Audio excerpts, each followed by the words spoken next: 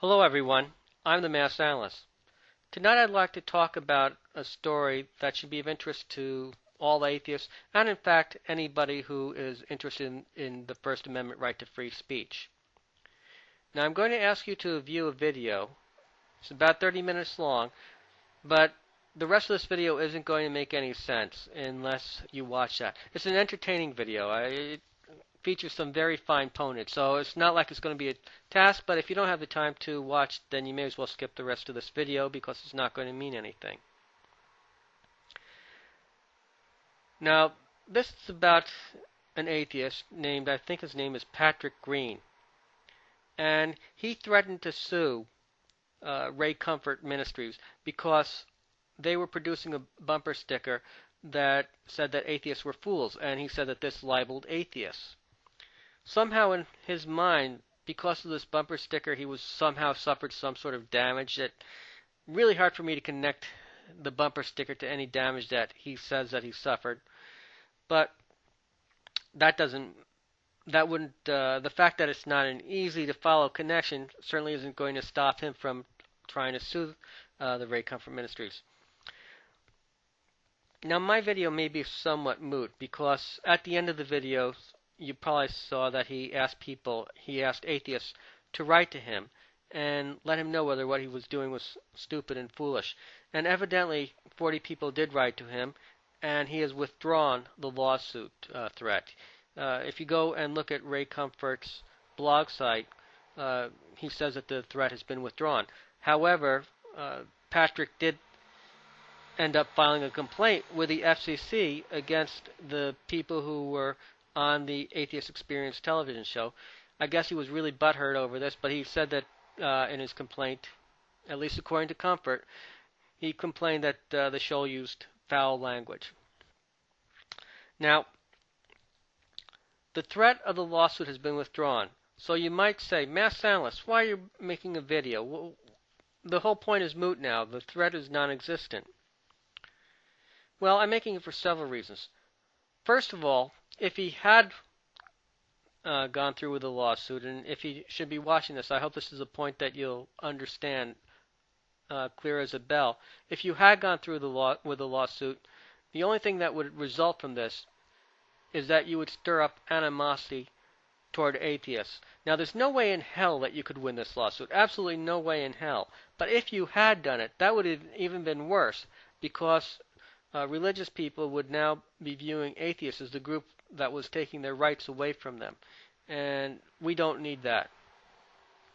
Secondly, the First Amendment is absolutely necessary to protect minority groups, even more so than majority groups. If it were a crime, if it were made illegal to offend a group, then I can assure you, Christians and Muslims and maybe even Jews, they're offended by atheism. They don't like atheism, or I shouldn't say all of them don't like atheism, but many of them don't like atheism. Many might find it offensive. So as soon as you turn it around and say that it's a crime to be offended, that you have a right not to be offended, well, I can guarantee you that's going to be used to bash atheists over the head. So you better be damn well pleased that you withdrew this. And if you had won it, it would have been a damn shame. It would have come back to haunt all of us. Now, the main reason I'm making this video is because I want to talk about the concept of suing a large group. Can you libel a large group? Now, I'm not an expert in libel law, but I've got a book here that tells a little bit about it. I want to show it to you. It's called Law of Defamation. It's by Rodney Smolla. It's pretty thick here. It's probably got a few thousand pages. This is only the first part.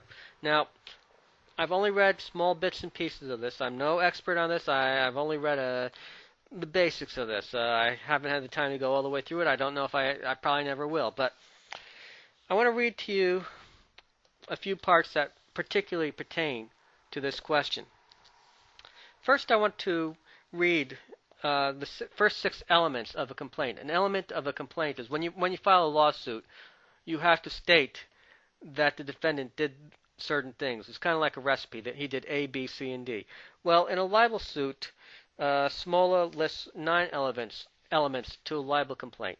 Now, the first 6 elements have to be included in any libel complaint. The last three may or may not be included, or they may be included to different degrees, depending on the situation. So I'm just going to read the first 6 elements. What is absolutely necessary to file a complaint for libel? Number 1, there must be a statement of fact. Number 2, this statement of fact must be false. Number 3, it must be defamatory. Number 4, it must be of and concerning the plaintiff. Let me repeat number 4 because that is key for tonight's discussion. It must be of and concerning the plaintiff. In other words, you must be talking smack about somebody, the person that's doing the suing. Okay, number 5, that statement must be published to a third party other than the plaintiff and defendant. And number 6, that statement must not absolutely or conditionally be privileged. By that it means there are certain situations where the statement will be allowed, even though it's libelous and defamatory. You're not going to be able to sue them for it.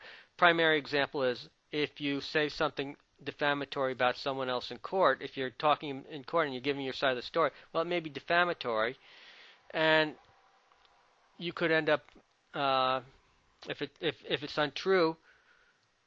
And if the judge believes that you know it was an untrue statement, the judge believes you're lying, then you might be found guilty of perjury, but you're not going to be found guilty of libel because it was a protected statement.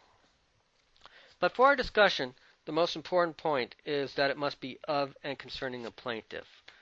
Now, let me turn to section 4:50 here in the book.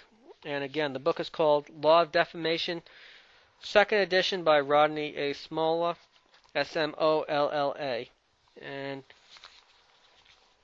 I'm going to read a few key passages from this here. Hang on a second. Okay, group defamation.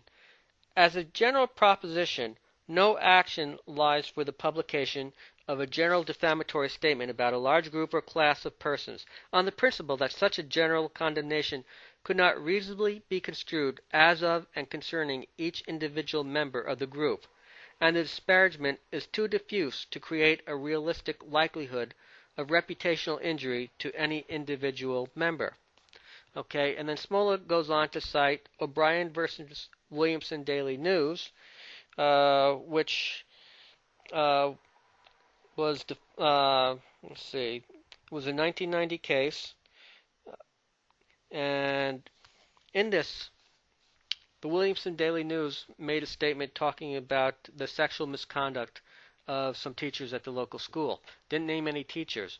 There were 29 teachers, but none of them could sue the paper successfully for libel because it didn't name any specific one, and the court held that the group was too large, that no individual teacher could be libeled.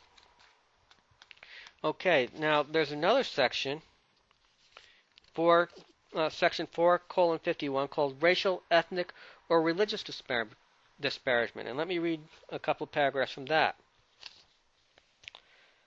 Civil liability is not permitted for defamation aimed at racial, ethnic, or religious groups.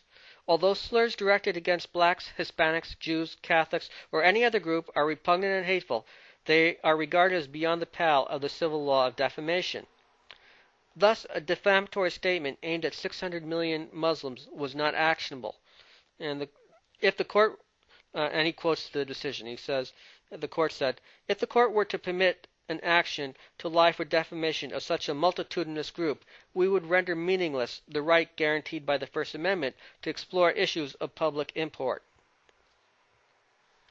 Similarly, a statement by Joseph Grace, chairman of President Reagan's task force on the private sector on cost control, that 900,000 Puerto Ricans live in New York and they're all on food stamps, was held as non-actionable.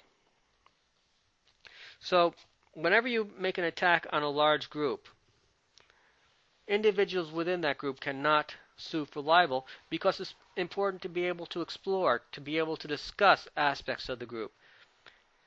Now, those attacks may be reprehensible, they may be obnoxious as hell, they may show that you're a bigot, but they're not something that you can sue anyone for libel over. So I'm glad this guy has decided, after 40 people had sent him email, to withdraw his threat of a lawsuit. I'm glad that hopefully that he's been set in his ways. He really is an embarrassment to atheists and, if I might say, to humanity as far as I'm concerned. That's my constitutionally allowed and protected opinion. It is somewhat disturbing, though, that he filed a complaint with the FCC over the Atheist Experience television show. They really raked him over the coals, but it was deservedly so. He deserved what he had coming to him. I'm really impressed by the guys who were on that show, and he had it coming to him. Well, this has been the Mass Analyst, under and in.